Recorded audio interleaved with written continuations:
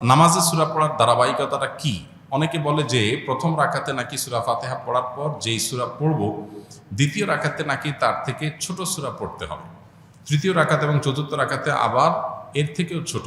আবার অনেকে বলে যে প্রথম রাকাতে যে সূরা পড়ব দ্বিতীয় রাকাতে নাকি তার পরের সূরা পড়তে হবে, মানে প্রথম রাকাতে ৮০ নম্বর সূরা পড়লে নাকি পরের রাকাতগুলোতে তার ধারাবাহিকতায় অর্থাৎ ৮১, ৮২ বা তার পরের সূরাগুলো পড়তে হবে, আগেরগুলো পড়া যাবে না। তাহলে কোন নিয়মটা সঠিক, কিভাবে পড়তে হবে? আপনি যেটুকু বলেছেন এই সবগুলোই সঠিক এবং সবগুলো মেনটেন করতে হবে। সূরা নামাজের মধ্যে সূরা ফাতিহার পর অন্য সূরা মিলানোর ক্ষেত্রে মূলনীতি বা প্রিন্সিপাল হলো যে প্রথম রাকাতের তুলনা দ্বিতীয় রাকাতটা একটু ছোট করা সুন্নত। প্রথম রাকাতে যতটুকু কেরাত পড়বেন দ্বিতীয় রাকাতে কেরাতটা আরেকটু ছোট হবে, স্মল হবে, এটা সুন্নত।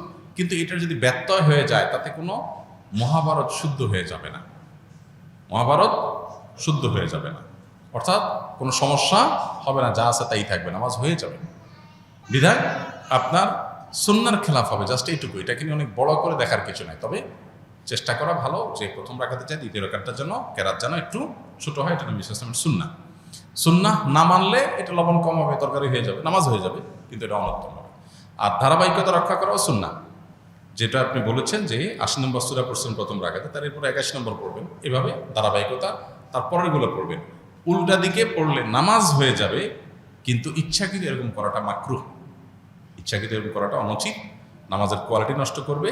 কিন্তু সুন্নত হলো ধারাবাহিকতা মেনটেন করা। ধারাবাহিকতা মেনটেন না করলে অনেক সময় বিশেষ করে সাধারণ আয়াতের ক্ষেত্রে অর্থ বিকৃতির সম্ভাবনা হতে পারে, যে প্রথমে একটা জিনিস পড়েছেন এরপর আরেকটা জিনিস পড়লেন, অর্থ বিকৃতির সম্ভাবনা যদি নাও থাকে, জিনিসটা সুন্নাহ পরিপন্থী করে তেলাওয়াতের আদবের খেলাফ, উল্টা দিকে তেলাওয়াত করে, এই জন্য ধারাবাহিকতা বজায় রেখে করাটা সুন্নত। এক্ষেত্রেও যদি কখনো আপনার ব্যতিক্রম হয়ে যায় তাতে যে গুনাহ হয়ে যাবে তা কিন্তু না, নামাজ হয়ে যাবে। ৫ ওয়াক্ত সালাতের পরে পড়ার জন্য দোয়া ও জিকির জানতে চাই। এ সম্পর্কে আসুন্নাহ ফাউন্ডেশন থেকে ছোট্ট একটা দোয়ার কার্ড আমরা বের করেছি, সেটা আপনারা সংগ্রহ করতে পারেন ফ্রি, এবং অনলাইন থেকেও সেটা ডাউনলোড করতে পারেন। প্রত্যেক ৫ ওয়াক্ত ফরজ নামাজের পর নবী সাল্লাল্লাহু আলাইহি ওয়াসাল্লাম যে আমলগুলো করতেন এর মধ্যে ১ নম্বর আমল হলো আল্লাহুম্মা আনতাস সালাম ওয়া মিনকাস সালাম তাবারাকতা ইয়া যাল জালালি ওয়াল ইকরাম পাঠ করা। তারও আগে আল্লাহু আকবার, আল্লাহু আকবার, আল্লাহু আকবার, হ্যাঁ, আল্লাহু আকবার পাঠ করা, ইস্তিগফার পাঠ করা, আল্লাহু আকবার একবার, আস্তাগফিরুল্লাহ, আস্তাগফিরুল্লাহ, আস্তাগফিরুল্লাহ ৩ বার, আল্লাহু আকবার একবার, আস্তাগফিরুল্লাহ ৩ বার। অনেকগুলো আমাদের মধ্যে আল্লাহু আকবার না, শুধুমাত্র ইস্তিগফার 3 বার, আস্তাগফিরুল্লাহ, আস্তাগফিরুল্লাহ, আস্তাগফিরুল্লাহ, এরপরে হলো আল্লাহুম্মা আনতাস সালাম ওয়া মিনকাস সালাম তাবারাকতা ইয়া যাল জালালি ওয়াল ইকরাম। এটা হলো সালাম ফেরানোর পরপর। এরপরে হলো আয়াতুল কুরসি, আল্লাহু লা ইলাহা ইল্লা হুয়াল হাইয়ুল কাইয়্যুম, পুরো আয়াতটা পড়া। তারপরে হলো সূরা ইখলাস, সূরা ফালাক, সূরা নাস একবার পাঠ করা।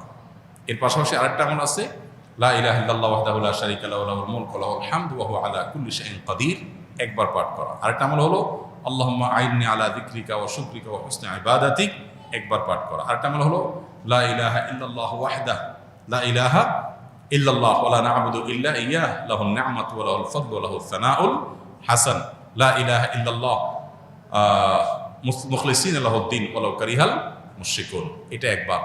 এবং 33 বার সুবহানাল্লাহ, 33 বার আলহামদুলিল্লাহ, 34 বার আল্লাহু আকবার। এই আমলগুলো মোটামুটি ৫ ওয়াক্ত নামাজের পরে পড়াটা সুন্নাহ। ইমাম শাফিঈ রাহমাতুল্লাহর মতে নামাজে ইমামের পেছনে ফাতিহা পড়তে হবে, কিন্তু হানাফি আলেমগণ সূরা আরাফের একটি আয়াতের দলিলে বলেন ফাতিহা পড়া যাবে না। তাহলে এই আয়াত কি ইমাম শাফিঈ রহমতুল্লাহর চোখে পড়ে নেই? যে ভাই প্রশ্ন করেছেন তাকে বিনয়ের সাথে বলতে চাই যে বিষয়গুলোকে এইভাবে বিশ্লেষণ করবার সুযোগ নাই। একটা আয়াত, একজন ইমাম, স্বনামধন্য একজন ইমাম, লক্ষ লক্ষ কোটি মানুষ যাকে অনুসরণ করছেন, এলেমের মহাসমুদ্র, তার কাছে আয়াত চোখে পড়ে নাই এমনটি কোনো মুসলমানই মনে করার কোনো কারণ নাই। তাহলে বিষয়টা কি, যে আয়াত দিয়ে একটি একটি মাযহাবের ওলামারা দলিল দিচ্ছেন, আরেক মাযহাবের ওলামা ইকরাম সেটাকে দলিল গ্রহণ করছেন না, কারণ কি? এর উত্তর হলো যে বিষয়টা ব্যাখ্যা সংক্রান্ত বিষয়। কারণ ইমাম আবু হানিফা রাহিমাহুল্লাহ এবং তার অনুসারী অন্যান্য ওলামা ইকরাম যে আয়াত দিয়ে দলিল দিচ্ছেন, এই আয়াতকে তারা যে অর্থে নিচ্ছেন, ইমাম শাফিঈ রাহিমাহুল্লাহর কাছে ভিন্ন অর্থ, ভিন্ন ব্যাখ্যা আছে। একই কথার একাধিক ব্যাখ্যা, একাধিক অর্থ থাকে।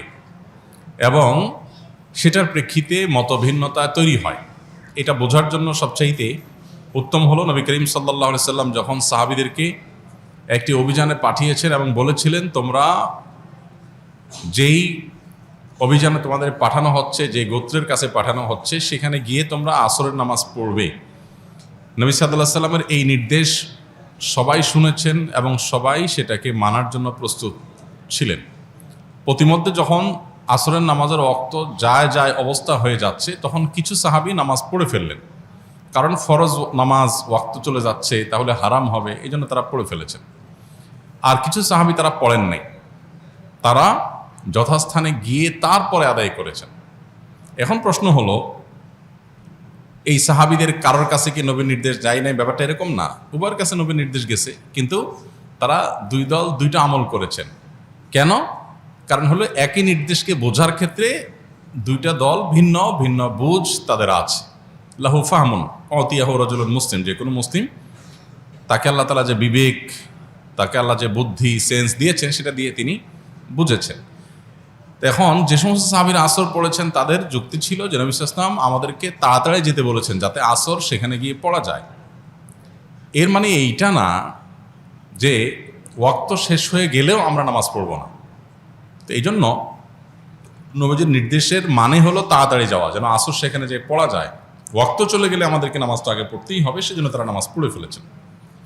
আর যারা নামাজ ওই জায়গায় গিয়ে পড়েছেন ওয়াক্ত শেষ হওয়ার পরে, তাদের বক্তব্য ছিল নবী সাল্লাল্লাহু আলাইহি ওয়াসাল্লাম আমাদেরকে বলেছেন সেখানে গিয়ে আসর পড়তে, অতএব আমি সেখানে গিয়ে আসর পড়ব। তার কাছে আল্লাহর পক্ষ থেকে ওহী আসে, অতএব ওয়াক্ত আছে কি গেছে সেটা আমার দেখার দরকার না, নবীর নির্দেশ মানাটাই আমার কর্তব্য, আমি সেটা করেছি।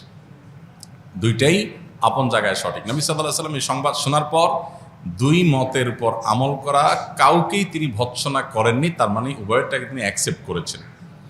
তো কোরআন এবং হাদিসের ক্ষেত্রে মুজতাহিদ ইমামগণ যখন কোনো ইস্তিহাদ গবেষণা করে কোনো আয়াত থেকে, কোনো হাদিস থেকে কোনো মাসআলা উদ্ঘাটন করেন বিভিন্ন মূলনীতির আলোকে, তো সেটা একই আয়াত থেকে একাধিক ব্যাখ্যা, একাধিক অর্থ, একাধিক বিশ্লেষণ, একাধিক মর্ম, এটার ভিত্তিতে একাধিক মত সৃষ্টি হতে পারে।